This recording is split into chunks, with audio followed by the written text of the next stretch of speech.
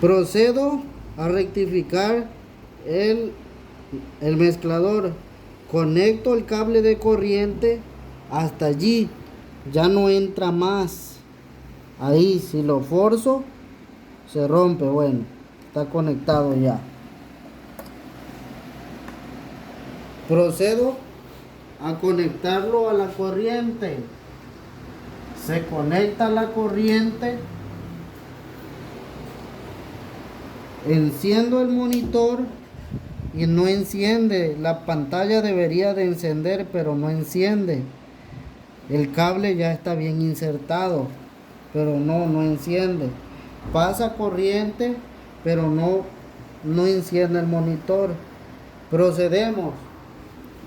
Cambio el enchufe, lo vuelvo a conectar y lo mismo. No enciende el monitor. Está fallado.